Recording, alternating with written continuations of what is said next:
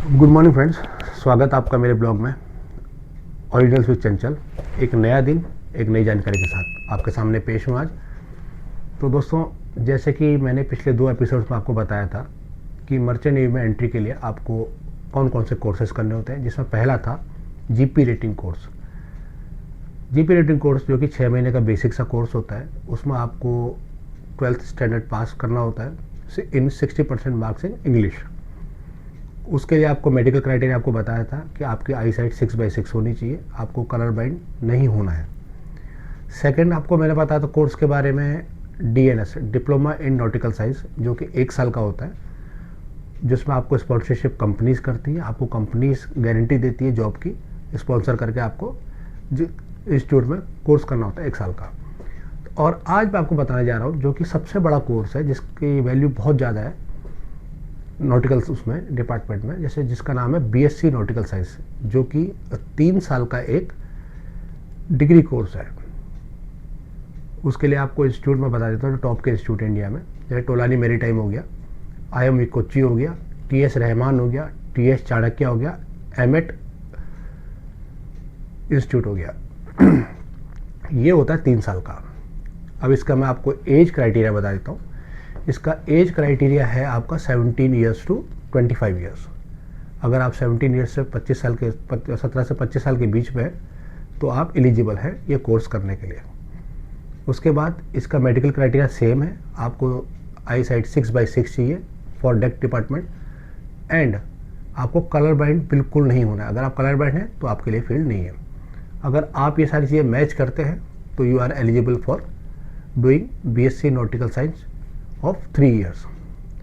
इसके लिए आपको PCM में, याद रखिएगा, फिजिक्स केमिस्ट्री मैथ्स में 60% मार्क्स चाहिए, and with 60% marks in English also.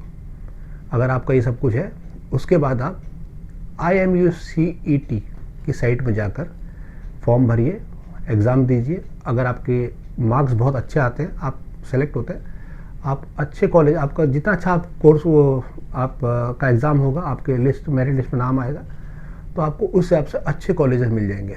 जैसे कि जो मैंने आपको स्टार्टिंग में बताया था, अगर मेन बात ये होती है कि अगर आपको अच्छे कॉलेजेस मिल गए तो आपको कैंपस सिलेक्शन होना ऑलमोस्ट 100%। इन जो आपको मैंने नाम बताए थे, इसमें जो सिलेक्शन रेट है वो 100% कैंपस सिलेक्शन रेट है।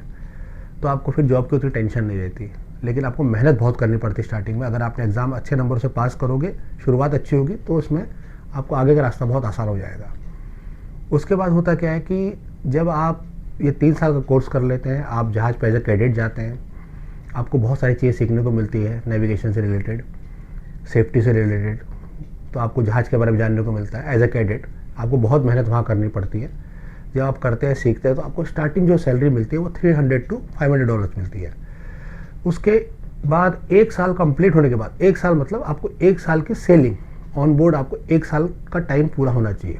अगर 1 साल की सेलिंग पूरी होती है, आप उतर के आते हो, तो आपको MMD मर्केंटाइल मेरीन डिपार्टमेंट में जाके आपको असेसमेंट करवाना होता है। असेसमेंट करवाने के बाद आप 3rd ऑफिसर का एग्ज़ाम देते हैं। अगर आप उसका पास होते हैं तो आपकी सैलरी फिर जहाज में बढ़ जाती है, जो कि $1000 to $2000 जाती है। उसके बाद ऐसा करते करते एक्सपीरियंस होने के साथ साथ आपको जैसे सर्विस कंप्लीट होती रहती है, आप एग्ज़ाम देते रहते हैं। उसके बाद आप 2nd ऑफिसर का एग्ज़ाम देते हैं। अगर आप 2nd ऑफिसर बन जाते हैं तो आपकी सैलरी $3000 to $5000 होती है। उसके बाद फिर सर्विस, फिर 1 साल की सर्विस लेने के बाद आप चीफ मेट के लिए अपेयर करते हो। चीफ मेट का एग्ज़ाम पास होने के बाद चीफ ऑफिसर अगर आप बन गए तो $6000 to $8000 तक सैलरी जाती है।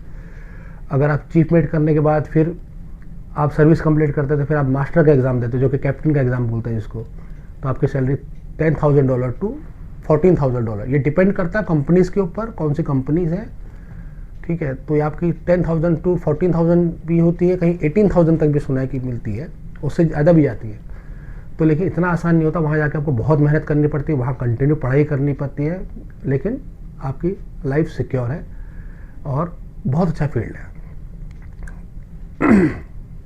तो याद रखिएगा। तो ये सारी चीज़ें हैं। तो आपको क्या करना है कि आपको शुरुआत से ही 12th के बाद अगर आपको इसमें वो फोकस करना है कि आपको मर्चेंट में आना, तो आपको अच्छे से तैयारी करके एग्ज़ाम देना है। और ये 3 साल का जो कोर्स है, क्योंकि इसमें ना स्पॉन्सरशिप का उतना ये नहीं है। BSc नॉटिकल साइंस के लिए स्पॉन्सरशिप मिलना थोड़ा टफ होता है, लेकिन ये है कि आपकी पढ़ाई 3 साल जो आप करते हैं वो पढ़ाई बहुत अच्छे ढंग से हो जाती है, हर चीज़ के लिए आप तैयार हो जाते हैं। तो ये था। और आपको मैं फिर से एक बार बता देता हूँ कि जो इंडिया की जो बहुत सारी कॉलेजेस हैं, लेकिन जो मैं आपको बताऊँ टॉप कॉलेजेस जो अभी अगर आप सर्च करेंगे मर्चेंट नेवी के पोर्टल में जाके, तो आपको पता लग जाएगा कि उसमें कौन कौन सी, जैसे तोलानी मैरीटाइम है, IIM कोच्चि है, TS रहमान है, TS चाणक्य जो कि सबसे पुराना कॉलेज है इंडिया का, उसके बाद एमेट है जो कि मर्क्स स्पॉन्सरशिप कॉलेज है। तो ये सारे कॉलेजेस का बहुत नाम है। तो अगर आप इंटरेस्टेड हैं तो आप ये फील्ड ज्वाइन कर सकते हैं। आपको मैंने सारी डिटेल बता दी। अच्छा हाँ, इसका फीस स्ट्रक्चर मैं आपको बताता हूँ। अगर आप गवर्नमेंट कॉलेज से करते हैं, जो कि IMU गवर्नमेंट के द्वारा जो कॉलेज हैं, तो उसमें ये फीस जाती है आपकी 8 लाख टू 10 लाख के आसपास। अगर प्राइवेट कॉलेज में आते हैं तो ये यही चीज़ हो जाती है आपकी 8 lakh to 14 to 15 lakh rupees. Depend करता है कॉलेजेस पे, सिटीज़ पे कि ये कहाँ पर है, तो आप उस हिसाब से कर सकते हैं। लेकिन ये है कि अगर आपको अच्छे कॉलेज मिल गए तो 100% आपका कैंपस सिलेक्शन है।